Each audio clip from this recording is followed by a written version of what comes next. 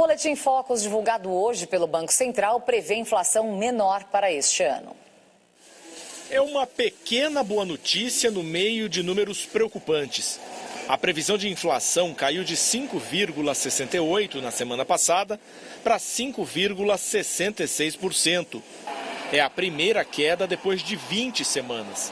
Ainda assim, o número está bem acima da meta de 4,5% fixada pelo governo para este ano.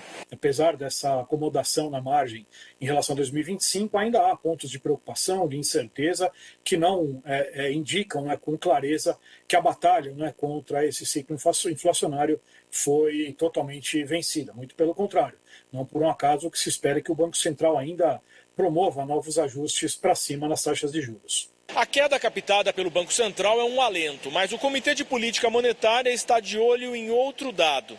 A previsão do IPCA para 2026 subiu de 4,40% para 4,48%. E é justamente a inflação futura que deve pautar a reunião do Copom, que começa nesta terça-feira, para discutir a taxa básica de juros. A aposta é que o Copom vai aumentar mais uma vez a Selic em 1 ponto percentual, para 14,25% ao ano. A decisão será divulgada na próxima quarta-feira.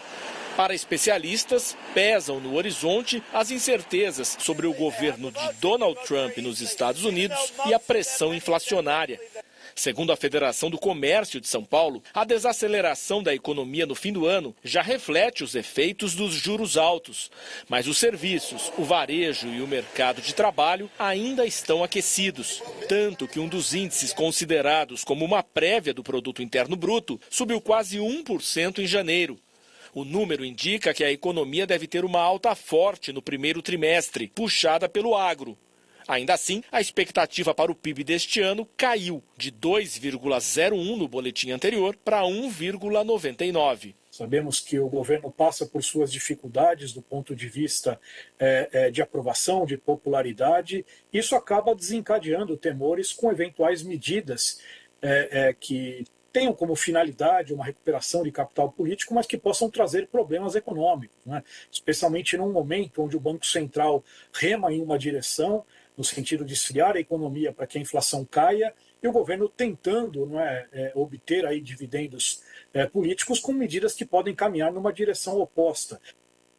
Lacerda, sobre a queda na previsão da inflação, trata-se de uma redução pontual ou mais do que isso? Isso o futuro vai mostrar, porque, na verdade, você tem ali uma variação de 2 centésimos. Veja o preciosismo que se chega, Nós estamos falando de previsões de inflação, existem falhas para qualquer, não tem a ver com a competência de quem está fazendo a previsão, mas existe a insegurança própria do nível do número de variáveis que você está tratando, algumas que a matéria mostra, por exemplo, a questão dos preços internacionais, os preços dos alimentos. Então, uma variação de 2 centésimos, ele passa mais por uma estabilidade do que uma queda. Da mesma forma como também se houvesse um aumento. Por exemplo, a inflação prevista para 2026, houve um aumento de 8 centésimos, de 4,40 para 4,48. É o mesmo raciocínio.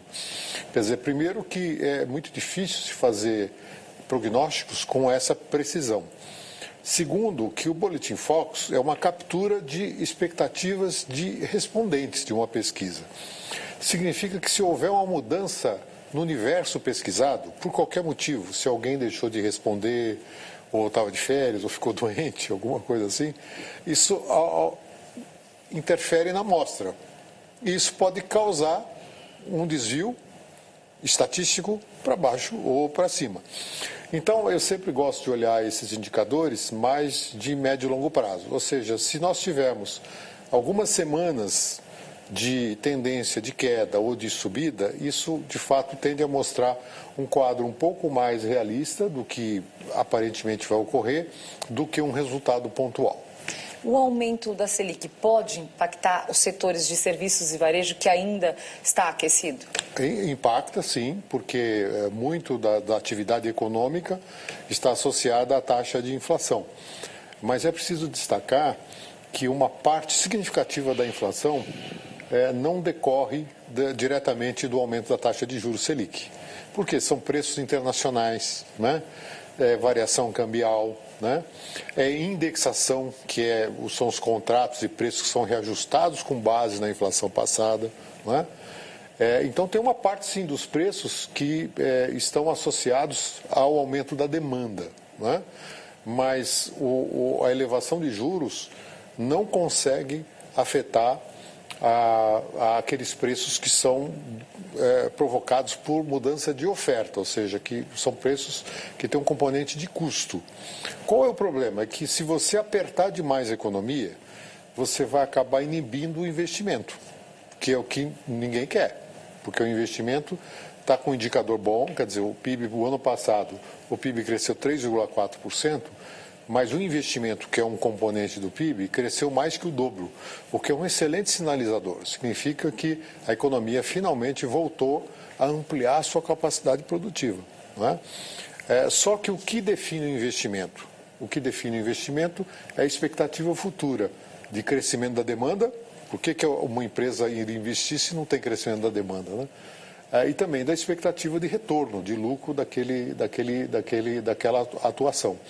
Então, o Banco Central tem que ter essa sintonia fina para calibrar a taxa de juros, para que ela possa, sim, ser um instrumento eventual de redução de preços naqueles mercados em que a taxa de juros tem uma sensibilidade, sem afetar o custo da dívida pública, que é outro elemento importante, o custo do endividamento das famílias e empresas, e inibir o investimento.